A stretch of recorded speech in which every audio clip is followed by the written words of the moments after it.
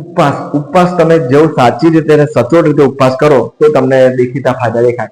જો સાચી ને સચોટ રીતે ઉપવાસ કરો તો તમારા રોગ ઇમ્યુનિટી પાવર વધે, તમારું પાચન શક્તિ વધે અને તમારી જે પેટમાં જે અને ગમે ત્યાં તમારું વજન વધારો હોય એ પણ ઘટી શકે છે. પણ ઉપવાસ કઈ રીતે કરવા જોઈએ? સચોટ રીતે અને સાચી રીતે કરો. ફક્ત નામ કરો તો કઈ એટલા બધા ફાયદા થતા નથી. તો તમારે એ કઈ રીતે ઉપવાસ કરવાનો એના વિશે આપણે ચર્ચા કરીએ.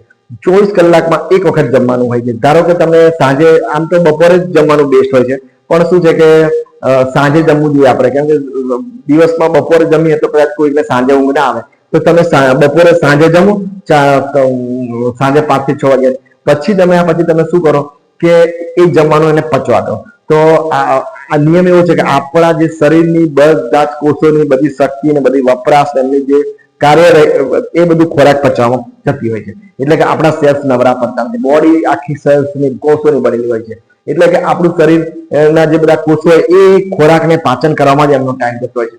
હવે જ્યારે સવારે આપણે ઉઠીએ છીએ ત્યારે શું છે કે બધા સેલ્સ નવરા હોય, બધા બોડીના અંગે અંગ નવરા હોય, અને આ જે સેલ્સ ને છે ને કઈ બી કામ કરવા માટે, બધા કોષોને કામ કરવા માટે કઈ કેલરીની જરૂર પડતી હોય છે. હવે સવારે શું છે કે કશું કેલરી હોતી નથી. જે બધી કેલરી સાંજે આપણે લીધી હોય એ બધી નાશ પામી ગઈ હોય અને પાચન બધું પૂરું થઈ ગયું હોય. એટલે હવે શું થાય છે, જ્યારે સવારે આપણે ઉઠીએ ત્યારે આપણા જે સેલ્સ જે કોષ હોય ને એમને કેલરીની જરૂર પડે. એટલે એ કેલરી એમને ક્યાંથી મેળવે? આપણે મોઢામાંથી બંધ કરવી પડે કેલરી. આપણે કશું લેવાનું નથી, ફક્ત પાણી ચાલુ રાખો. હવે સવાર તો એ સેલ્સ ક્યાંથી કેલરી મેળવશે? સૃષ્ટિનો નિયમ છે, જીવવા માટે કંઈક ને કંઈકથી મેળવવું પડે. તો આ સેલ્સ આપણા જે જમા ચરબી હોય, જે પેટની જે જમા ચરબી હોય, વજન વધારે હોય, એમાંથી એમની કેલરી લેવા પ્રયત્ન કરશે. તો એ રીતે આ રીતે તમે સેલ્સ આપણા જમા ચરબી એમાંથી કાઢશે તો તમારું વજન એ રીતે ઘટે. પછી બીજું કદાચ કોઈ સેલ્સ આ રીતે પ્રોસેસ અમુક લાંબો સમય સુધી કરવો પડે, કઈ 1-2 દિવસ પણ અમુક મહિનો કરવો પડે તો તમને દેખીતું પરિણામ મળે. પછી કદાચ કોઈ વાયરસ કે બેક્ટેરિયા આપણા શરીરમાં ઘૂસી ગયા હોય તો એમાં ઘણા સેલ્સ કશું તમે નાખો જ નહીં તો એમને મારીને એ ખાઈને એમાંથી શક્તિ મેળવે.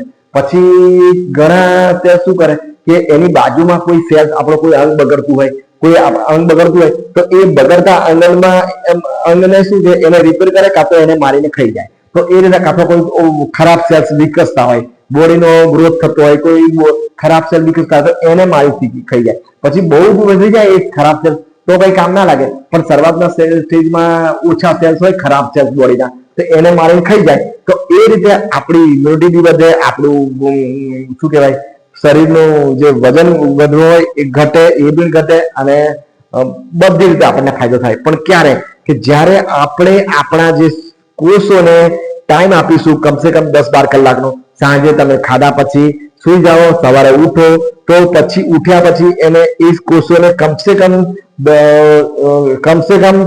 10 કલાકનો ટાઈમ આપો. તમે જો સવારે 6 થી સાંજના 6 વાગ્યા સુધી કશું જ ના લો, સાંજે ખાધું, સવારે 6 થી સાંજના 6 વાગ્યા સુધી કશું જ ના લો, ફક્ત પ્રવાહી પર રહો, પાણી લો, બીજું કોઈ જ વસ્તુ નહીં, નહીં ચા, નહીં કોફી, નહીં પેલા શું કહેવાય બ્રેકફાસ્ટ, નહીં. તો શું છે, તમે કેલરી કશું કોઈ જગ્યાથી મળવા નથી. તો આ સેલ્સ ક્યાંથી કેલરી મેળવશે જીવવા માટે એ તમે નક્કી કરો. એ સેલ્સ જીવવા માટે બાજુમાંથી કોઈ ખરાબ તત્વથી મળશે, આજુબાજુની ચરબીથી મળશે, આજુબાજુ કોઈ ખરાબ સેલ્સ હોય ત્યાંથી મળશે, કાં તો શરીરમાં કોઈ ખરાબ જીવાણુ દુસ્યા એથી મળે. તો આ રીતે આપણી બધી ઉપવાસની મેન ફાયદો આપણને આ રીતે થાય કે તમે પ્રવાહી ઉપવાસ કરવા પડે, નિર્જળા ઉપવાસ કરવા પડે. કઈ થોડા ટાઈમમાં કઈ આ ખાધું ને કઈ કાંઈ ખાધું ને કઈ ફ્રૂટ્સ ખાઈ લીધા ને કઈ એલું ખાઈ લીધું તો શું તમને ઉપવાસનો કોઈ ફાયદો થાય નહીં. હવે આવી રીતે તમે ઉપવાસ કરો તો કમસે કમ જો ચોમાસામાં 1 મહિનો તમે ઉપવાસ કરો તો એ શું તમને દેખીતો 2-3 કિલોનો વજન ઘટી જાય છે, ફાયદો થાય. અને જો કદાચ તમારા અઠવાડિયામાં 2 થી 3 ઉપવાસ કરો, ચોમાસાની ઋતુમાં રોગચાળો ચાલતો હોય તો તમારી શું ઇમ્યુનિટી બી વધે, અને તમારા શરીરમાં કોઈ સેલ્સ બગડતા હોય, ખરાબ સેલ્સના ગાંઠ થતી હોય, કોઈ સેલ્સ કોઈ અંગ બગડતું હોય તો તમે બી 2-3 મહિના કન્ટિન્યુ રાખો તો એ ગાંઠો બી ઓગળી જાય. પણ શરૂઆતના સ્ટેજમાં પછી કઈ એડવાન્સ સ્ટેજમાં પતી ગયું હોય ને બધા એ ખરાબ સેલ્સ બહુ વિકસી ગયા તો આપણા જે આ બોડીના સેલ્સ એમાં કશું ના કરી શકે. તો આ રીતે ખરેખર ઉપવાસ સચોટ રીતે કરો તો જ ફાયદો થશે. પ્રવાહી ઉપવાસ કરો અને એક ટાઈમ ખાવો. પછી જેની જેવી કેપેસિટી, કોઈ સલંગ 3 દિવસ કરે, કોઈ ફ્રૂટ ના કરે, કોઈ આમ તો ગમે નિયમ શું છે, પેટને ખાલી રાખો તો જ દેખાતા ફાયદા દેખાય. ચલો ત્યાં